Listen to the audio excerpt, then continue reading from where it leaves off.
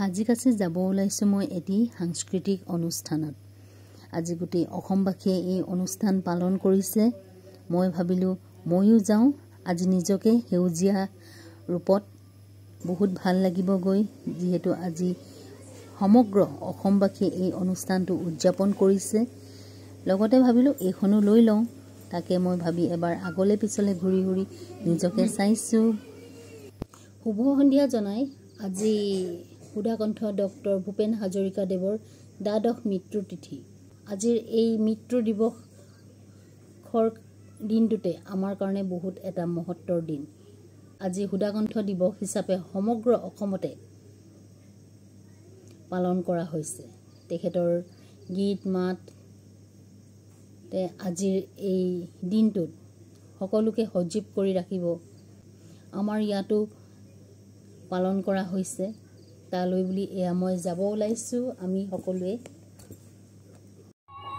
পালোহি আমি অনুষ্ঠানস্থলীত। ইয়াত বহুতো বিশিষ্ট ব্যক্তিসকল আহিছে। ইয়াৰ পিছতে এতিয়া বন্তি প্ৰজ্বলন কৰা হ'ব। এই অনুষ্ঠানটো অনুষ্ঠিত কৰিছে সোণাৰী সমন্বয় গোষ্ঠীৰ সৌজন্যত সোঁৱৰণিত কুঁৱলীৰ ভূপেনদাৰ গান। সঁচাকৈ বহুত ভাল লাগিছে পৰিৱেশটো, যিহেতু আমাৰ ভূপেনদাই আমাক বহুতো অৱদান দি থৈ গৈছে। তেখেত হ'ল সোণাৰীৰ উপায়ুক্ত মহোদয় ডাঙৰীয়াই তেখেতে দুআষাৰ ব্যক্ত কৰিছে। এই সন্ধিয়াত উপস্থিত থকা সোণাৰী অঞ্চলৰ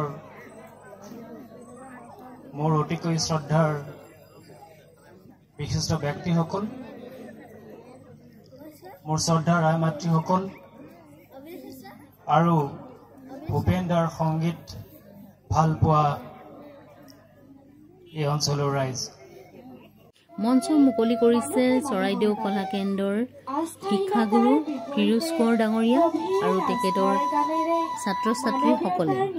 এয়া এটি সুন্দৰ অনুষ্ঠান, আপোনালোকে উপভোগ কৰক। মানৱীয় প্ৰমূল্য, ন্যায়, সততা আৰু নৈতিকতা, তাৰেই প্ৰকাশ মানুহে মানুহৰ বাবে।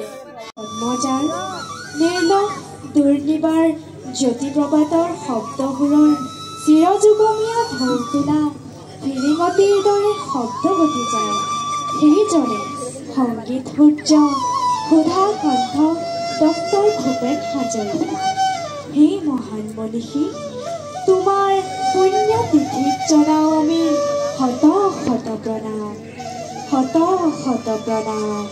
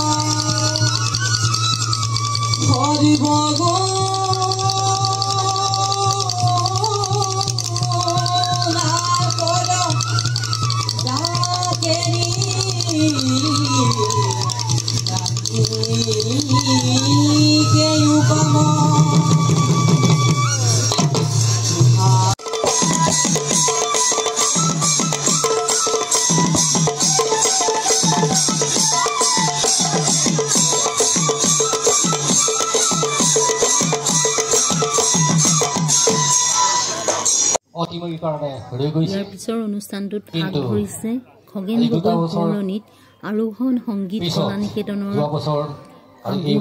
দেৱজ্যোতি গগৈ ছাৰে।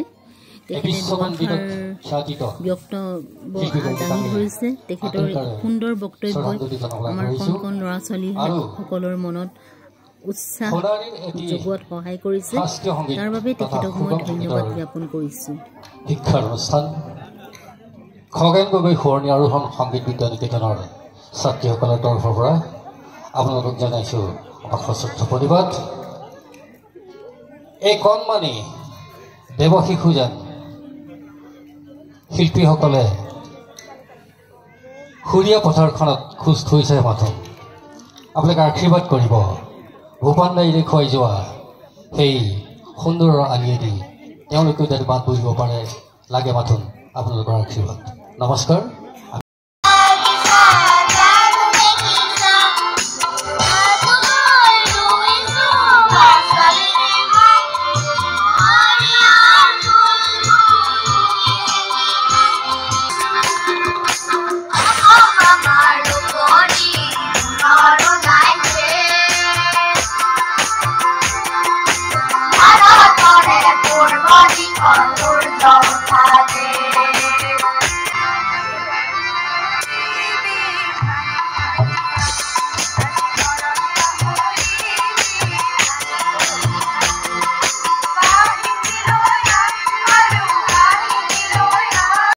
অসমৰ প্ৰতিজন শিল্পী অমৰ হওক প্ৰতিজন মহান শিল্পীয়ে অসমৰ ভূমিত জন্ম লৈ গৌৰৱান্বিত হওক ভূপেন হাজৰিকাক যেনেকৈ বিশ্বই আদৰি লৈছে ঠিক তেনেকৈ প্ৰতিজন সৎ সংগীত শিল্পীক ৰাইজে আঁকোৱালি লওক তাৰে আমি কামনা কৰোঁ এয়া হৈছে সোণাৰীৰ সাহিত্য কাব্য কাননৰ ছাত্ৰ ছাত্ৰীসকল তেওঁলোকৰ এক সুন্দৰ প্ৰতিভা সকলোৰে আগত দাঙি ধৰিছে আমি উপভোগ কৰোঁ আহকচোন যাদুকৰী কণ্ঠেৰে সোণাৰী হৰক ৰচা অনন্য এক সাধনাৰ নাম ডক্টৰ ভূপেন হাজৰিকা অক্লান্ত তোমাৰ হৈ মণি মুকুট অবতলী শিৱাহীন এক প্ৰেৰণাৰ নাম ডক্টৰ ভূপেন হাজৰিকা আজি পবিত্ৰ ক্ষণত সোণাৰীৰ সময় দৃষ্টিৰ উদ্যোগত অনুষ্ঠিত কৰা পুৰণিৰ কুঁৱলীত ভূপেন দাৰ গান শীৰ্ষক অনুষ্ঠানত উপস্থিত সকলোলৈকে সাহিত্য কাব্য কানন সোণাৰীৰ তৰফৰ পৰা শ্ৰদ্ধা আৰু নমস্কাৰ জনাই আবৃত্তি কৰিবলৈ আগবাঢ়িছোঁ ডক্টৰ অমৰজ্যোতি চৌধুৰীৰ এটা গান শেষ হ'ল এয়া হৈছে সোণাৰী সংগীত মহাবিদ্যালয়ৰ ছাত্ৰ ছাত্ৰীসকলে পৰিৱেশন কৰা সুন্দৰ এটি গীত উপভোগ কৰে